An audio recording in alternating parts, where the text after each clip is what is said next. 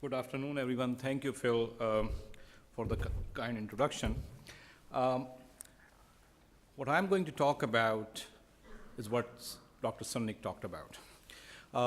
So he's probably covered some of my presentation for me, so that's good.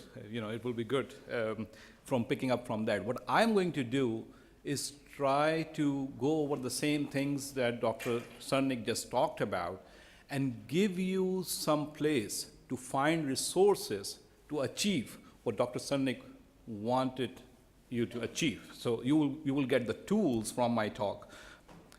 So I do have a disclosure. I don't know whether there is a slide on disclosure or not, but I have received a grant from Merck also. I don't think anything I'm going to talk about today has anything to do with that grant. So there is no direct conflict of interest. So why do we need to talk about antimicrobial stewardship in long-term care facilities?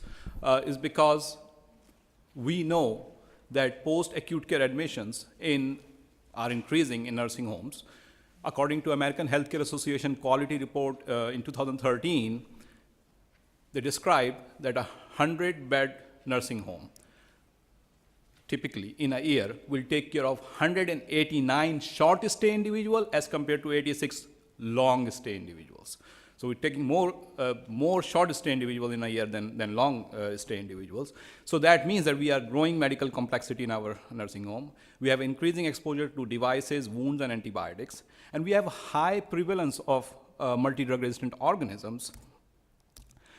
So again, Dr. Sunnik and his group has done this study in Wisconsin, where they studied the prevalence of MRSA or fluoroquinolone-resistant gram-negative organisms in the nursing home residents, and they found out that up to 40% of the nursing home residents were colonized with either of these organisms or both. And if you can see, the problem is not limited to one or two facilities, it's across the board. Sometimes facilities don't even know that because we're talking about colonization here also. So another important reason we have to worry about multi-drug resistant organism is that there is documented evidence that nursing homes tend to amplify our drug-resistant pathogens. So for example, this outbreak that happened a few years ago, so it's over a period of a year, what they had was 42 cases of KPC producing Enterobacteriaceae. Now, in this particular situation, I don't know whether I have a pointer or not. Maybe I can use this, okay. So in this situation, this long-term acute care hospital, LTAC, had 24 cases, and they were sending patients, these are the patients, 21, 23, 20, to nursing home B and other nursing homes. And then you can see how many patients came out of the nursing home B with the same organisms that went to hospital I and R. So this is just an example of how 3 patients went in and 6, 7 came out after amplification from a nursing home. So that's something that we have to think about as a community also. And we also know that C. difficile infection is on the rise too. So according to a study, an estimated 100,000, actually 112,000 infection occurred in 2012 that were nursing home onset for C. difficile infection. So which represent a quarter of all cases in the US. So how big is the antibiotic problem in long-term care facilities? Multiple studies have been done for this over the last 20, 30 years and have similar results. 25 to 80% of antibiotic use, based on which study you're looking at, found inappropriate antibiotic use in long-term care facilities. Now, what happened in Nebraska? So this is recent data. So this is a sample of some of our facilities. And you can see, you're seeing antibiotic days of therapy per 1,000 resident days and antibiotic starts per 1,000 resident days. So as you can see here, somewhere between 4 starts to 12 starts per 1,000 resident days based on which facility you are looking at. So this is our rate. But if we look at some of the studies that have been done and reported from other places, one of them is again Dr. Cernik group, you can see that the rates that we have are higher than the rates of antibiotic starts at these other institutions that have reported. So, and again, we're not comparing, we don't know what type of facilities were there, but these 5 facilities are different than each other, those other facilities probably different than each other, but it gives us an idea that there must be something we can do to decrease that antibiotic use. So that's why we are working towards promoting stewardship in our state, because we know that there is a lot of opportunities for improvement. Okay, so why are we prescribing antibiotics in nursing home? The reasons we are prescribing in nursing homes are usually very simple. Most of the antibiotic prescriptions are for urinary tract infections, respiratory tract infection, and skin and soft tissue infections. That are 3/4 of all antibiotics prescribed for 3 diagnoses, basically. The rest of all the diagnoses is only 1/4. And up to 1/3 of prescriptions for suspected urinary tract infection in the nursing home residence. So when we do prescribe for urinary tract infection, 1/3 of them are for asymptomatic bacteriuria, which we shouldn't be prescribing. And there are multiple reasons for that. When nurses report non-specific symptoms to providers, they don't know what to do with it. That's one of the reasons. Some liability concern, then another reason. Physicians or providers, other providers may not even know what the causative culture means sometimes. They think that having up greater than 100,000 colonies of E. coli means that there is a urinary tract infection. Sometimes these are the type of things that drive the inappropriate antibiotic prescription for asymptomatic bacteriuria. So that's one thing that you can probably, and that happens everywhere, so that's one thing that you can probably target really well with your antibiotic stewardship program. So how to deal with this problem? As Dr. Cernik mentioned, CMS cut it out for us. They said, deal with it by doing antibiotic stewardship program. One of the requirements, as you all already know now, is to have antibiotic stewardship program. All participating facilities are required to have infection prevention and control program, part of which is antibiotic stewardship program. Okay. CDC has developed the core elements, and CMS rule now wants us to follow these core elements to implement the program. So how are we going to do that? That's my talk today. So all of that I just said was preamble to that talk. So if you see, the first core element is leadership commitment. You cannot go the next step if your leadership is not committed to do antibiotic stewardship. I think your program is done if your leadership is not committed. Leadership has to be committed for you to take the next step. So, and CMS will want to see some proof. When the surveyors will come, they will want to see some proof of how can you show that your leadership is committed. There are ways to do that. So you can have a written statement of support for antimicrobial stewardship program. That statement of support can outline the duties of ASP team members, stewardship program team members. You can communicate expectations through that statement of support to the nursing staff and prescribing providers about what they are expected to do for antibiotic stewardship. You can create a culture that promotes appropriate antibiotic use through setting up that expectation.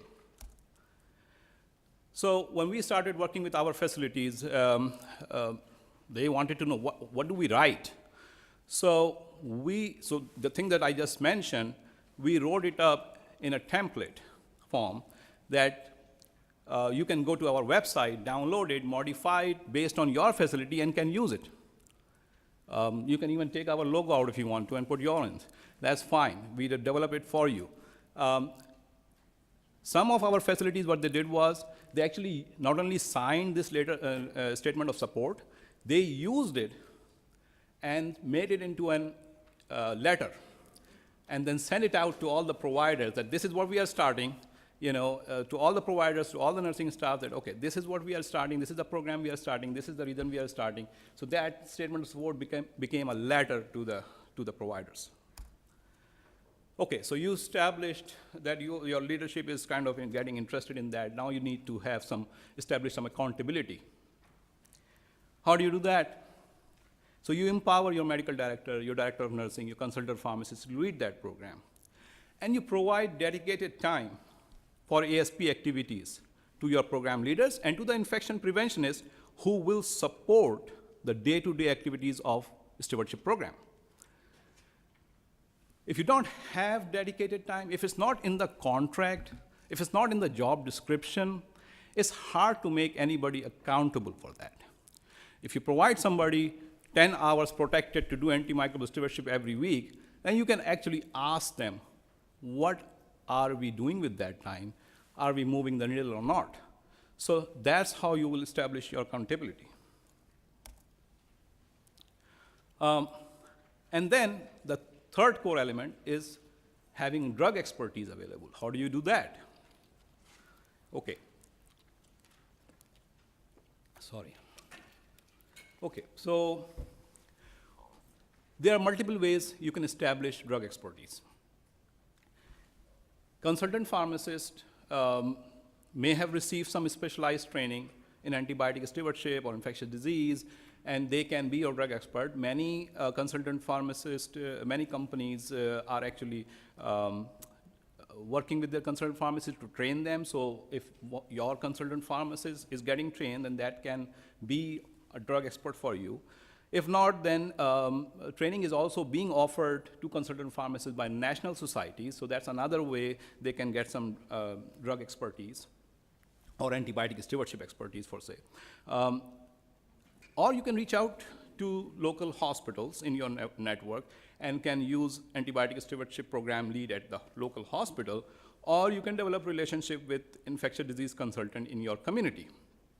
There are multiple ways you can do that. Medical directors, lead physicians also have the opportunity to get some training through national societies that offer course in infection control and antibiotic stewardship.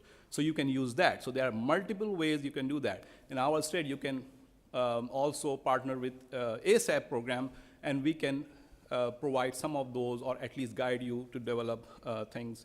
So that can be another way to say that you are working with some drug experts. Why do we even talk about having drug expertise available? Because it has shown benefit. Dr. Robin Jum and colleagues did this study. What they did was they started providing consultative service to a VA long-term care facility. They were going there once a week, seeing patients as a consult for infectious disease, and for the rest of the week, they were available over the phone, answering questions, helping facility out in policy development and all those kind of things. And when they did that, they actually saw a 30% decrease in total antibiotic use, and rate of C. diff, positive C. diff test also went down, while the rates were still same in the hospital, in the corresponding hospital. So having that expert available to help them did decrease antibiotic use, did decrease C. diff rate in their facilities. So that's why it's important to collaborate. Again, Dr. Sunnig talked about that AMDA template for antibiotic stewardship policy. Once you have developed your infrastructure, which I call leadership statement of support, accountability establishment, and then drug expertise, so that your infrastructure, now you're trying to develop a program, so you start with developing antibiotic stewardship policy.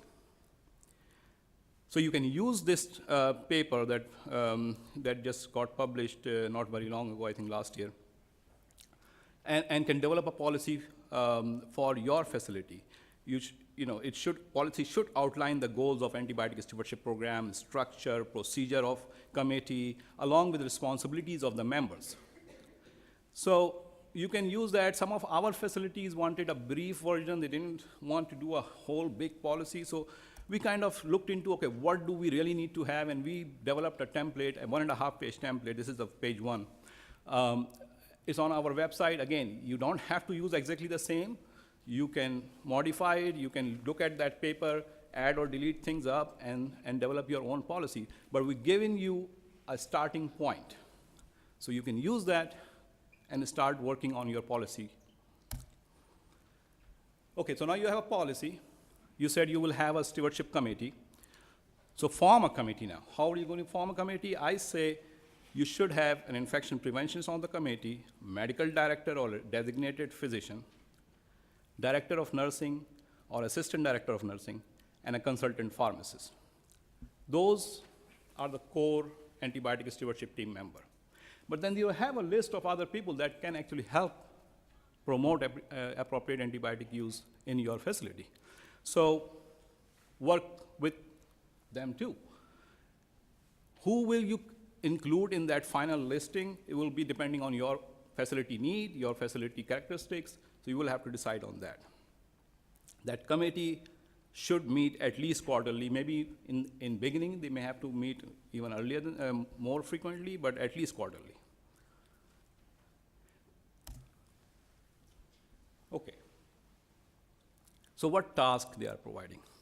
What the committee is there now, what are they going to do?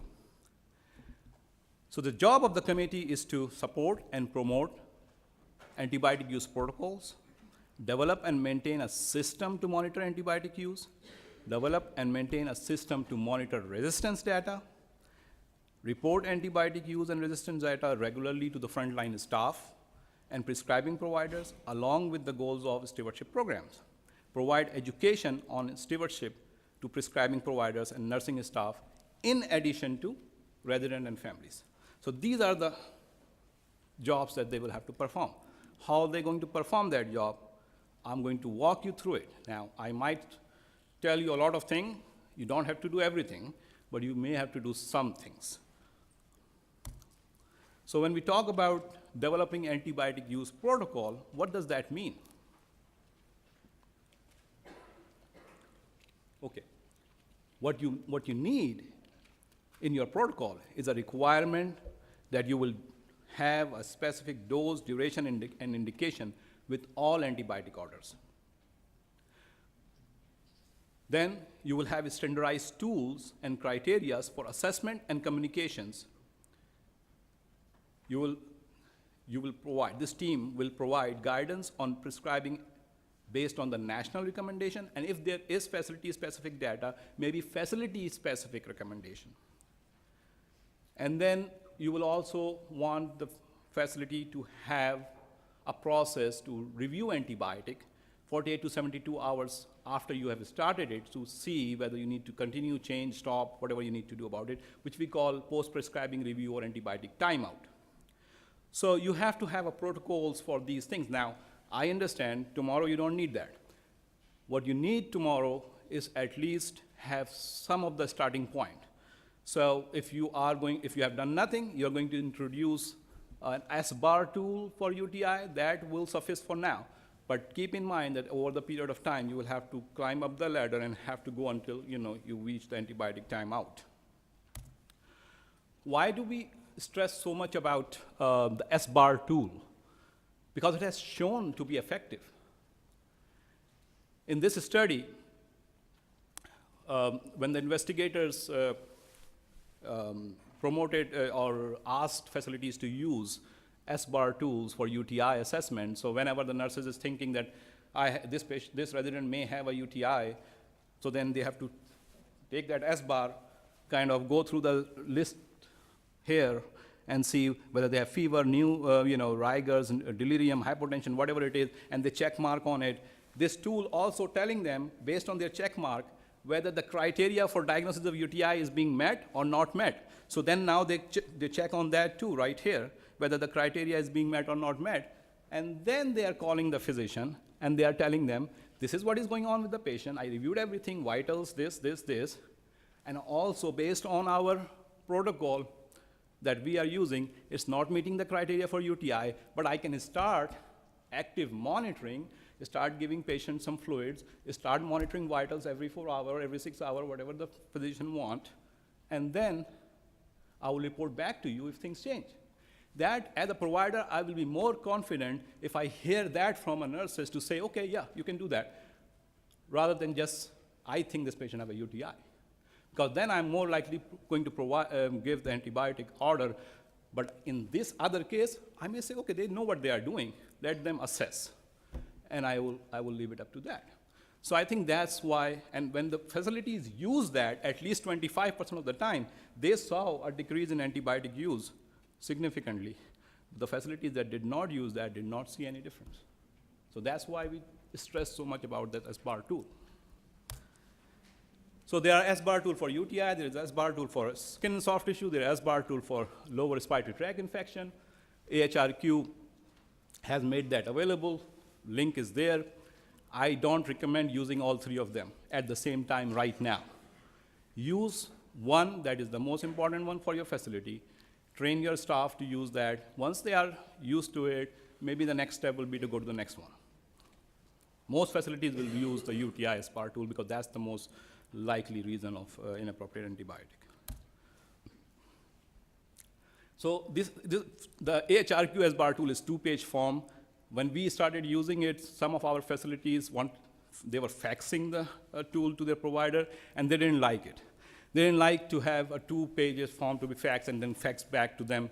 So they wanted to do a 1-page form. So we kind of did some modification and fit the form into 1 page, and then they started to use it then. So if you are one of those facilities who don't want to use 2-page form, and that's why you're not using it, you can use our form from our website. That's perfectly fine. We also talk about post-prescribing review and antibiotic timeout. Why? Because that also helps. In a cluster randomized control trial in 30 nursing homes in UK, the investigators introduced these 2 forms. Form part A was the form where you just, when you're starting antibiotic, you're documenting what the signs and symptoms are, what the vitals are, why are we starting antibiotic, and all those kind of things. And then in the part B, 48 to 72 hours later, somebody reassessing the patient, saying, okay, what has changed? What the cultures came back? Is the antibiotic and the drug bug matching or not? And then whether we need to continue, stop, change. When they did that, they saw a 10% decline in antibiotic use, even after only doing it for 50% of the time. They probably could have gotten more better results if they were used all the time. Now, what we did, because one of our facility wanted to start using an antibiotic timeout, we developed the antibiotic timeout in an SBAR format. So it was an easy, facilities already knew the UTI SBAR tool, they were using it. So we started the SBAR format for antibiotic timeout tool. As also on our website, you can go ahead, get it, use it if you want to use it. And then we talk about the education of nursing staff and providers about guidelines also, because that also has shown some benefits. In a cluster randomized control trial in 58 nursing homes in Sweden, when the providers were given kind of interactive case-based situation about what you do when this situation happens, and use the guidelines in that, how will the guideline help you treat that infection. What they saw was after that kind of education about how to comply with the guideline, they saw a decrease in antibiotic use after that, and they saw a wait and see approach, which we now call active monitoring approach, start to increase. So that's why talking about guideline, pushing the guidelines to the provider, or even making your facility-specific guidance based on the national guidelines or local data will help you promote appropriate antibiotic. Again, you don't need to do all of those things, just start with the SBAR. Okay, let's take a break. Tracking, antibiotic use. Dr. Sunnig already talked about tracking. when you're when you're thinking about tracking, think about a few things. At a minimum, require a review of antibiotics on admission to the facility when someone is coming to the facility or going out of the facility. And when an antibiotic is being written by a provider, not on the facility staff. That's another time you probably definitely should. You should review antibiotic all the time, but that's another time you should definitely review it. And then ask your consultant pharmacist, talk to them to review all antibiotic orders, whether it's ongoing or stopped during the monthly medication review. There's a lot of information embedded in that. If they review it and they try to pick up the trends, that can help you a lot. And then also track the use of your protocols, right? So if you have implemented the S-bar tool, it doesn't, okay, yeah, we implemented it. Oh, is people or your staff actually using the S-bar tool, or is just implemented sitting there on their counter table? So that's one thing you want to check. Once you introduce an intervention, you want to measure whether the intervention is used in a process, in some kind of auditing process, so that you know that it's really being done. And then conduct at least an annual review of antibiotic use data in the facility to identify specific antibiotic that is being excessively used, or providers who are using excessive antibiotics. The last thing that I have written is probably the most important thing, as Dr. Sunnik said.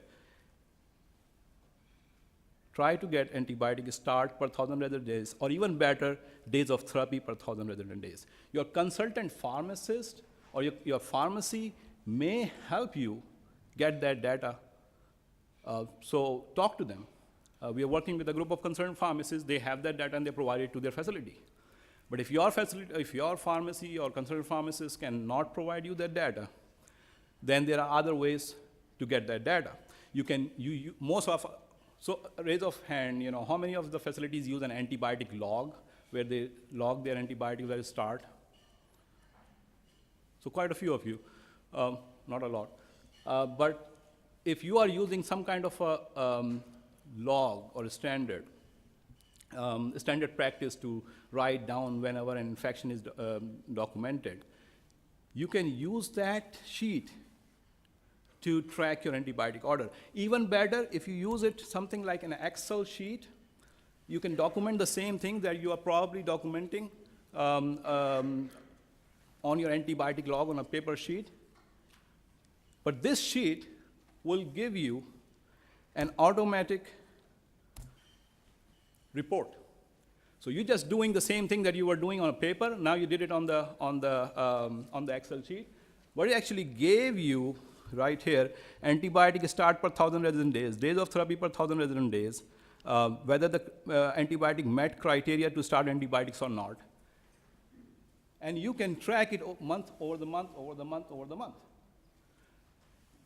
Now, we have developed a tool that's on our website. University of Rochester had one. Some others have also developed it. So there are a lot of tools out there. So I'm not saying use ours, but I'm saying use something that you can track. If you do it this way, the same work that you are doing now can be translated into something very informative. And then track your resistance data. Dr. Sunnik already talked about. If you cannot get your antibiogram, if you can get your antibiogram, you do that, but also you can track your, and some of the facilities probably already doing that, your MRSA rate, your C. diff rates, CRE, ESBL organisms. Identify what is the problem at your facility. I have been to a facility where they have been seeing a lot of ESBL proteus cases. So on their tracking sheet, they have now started to track ESBL proteus. And since they started antibiotic stewardship, their rates are coming down. So that's an effective measure. So, okay, we are making a difference. So pick some of those things and start tracking. As we talked about, antibiogram, facility specific, talk to your lab. If they are not able to provide you, ask them for 2-year period. If the isolates are low number, If that's not happened, sometimes I say, use E. coli culture results, compile it, and maybe you can develop your own antibiogram too, but that's labor intensive, I understand. So do your best, document it, and when the time for the contract comes, try to negotiate with your lab. And when you are trying to develop your facility-specific guidance, that data can actually help you develop your facility-specific guidance that we are going to use this antibiotic versus that antibiotic, as Dr. Sunnik already mentioned. So we talked about tracking. Now we're up to reporting. So the Antibiotic Stewardship Committee, as for the CMS rule of participation, is part of Infection Prevention Control Program, and therefore is reporting to Quality Assessment and Assurance Committee. And the new CMS rules mandate that infection prevention and control program to be reviewed at least annually, so you're at least providing and reviewing your program once a year. But in addition to reporting to that reporting infrastructure, and so you have to report to them because you are required to, but you're also required to report to the frontline staff, the providers, the nursing staff, even resident and family council, administration. You have to report to these groups too about the antibiotic stewardship program progress. So there is not the same report that goes to all these groups. It probably will be customized, but you have to tell the providers what they need to know, and you have to tell the provider what the nurses need to know. So you have to set up a goal, let's say. We are working towards decreasing our ciprofloxacin use by 20%, in the next 6 months or the next year. And then you can give the reports to the provider that we are at this point right now, but you're doing a good job, or you're not doing a good job, or whatever it is.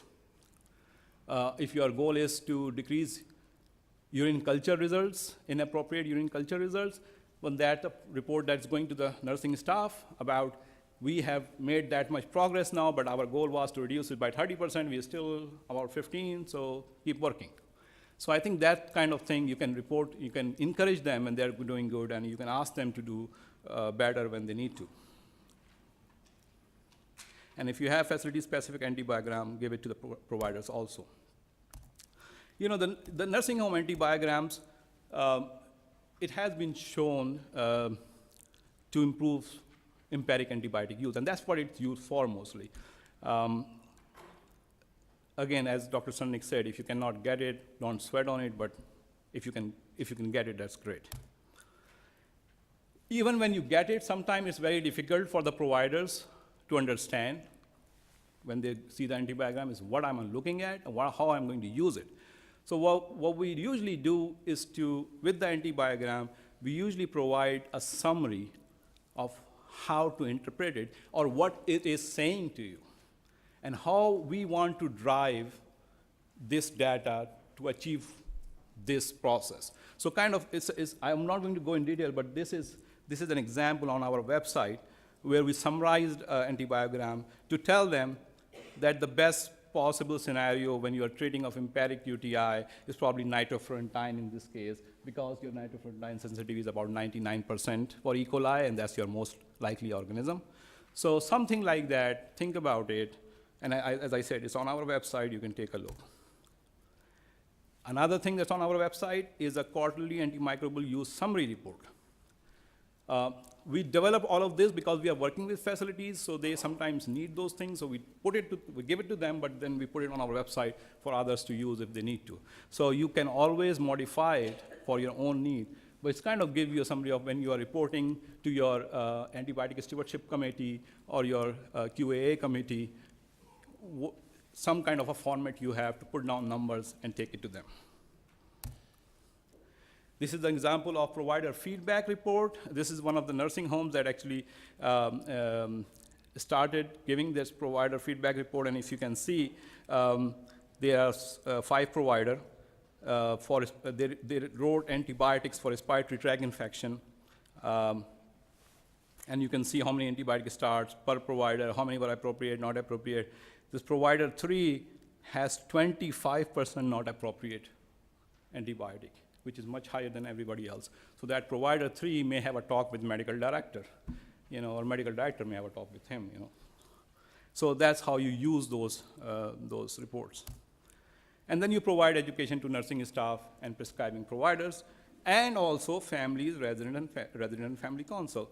There are different things you want to talk to them about in a different ways, so I kind of lined it up. But you need to provide education to both these groups. How do you find resources to provide education?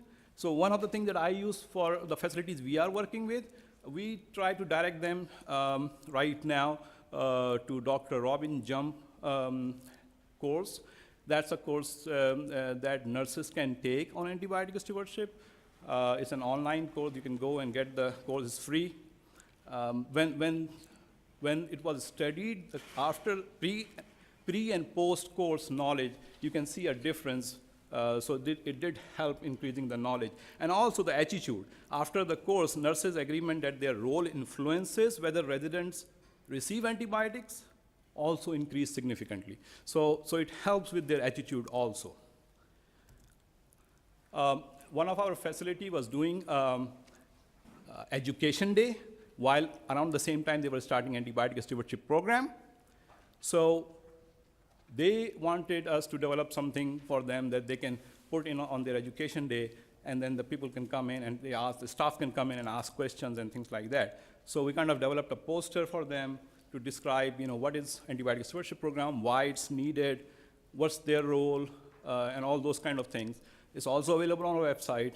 You can download it, use it, make it a poster, make it a flyer, whatever you need to do. There are also tons of other resources available. I've listed it all in there. Educational resources, you can definitely get it from all these other sites also.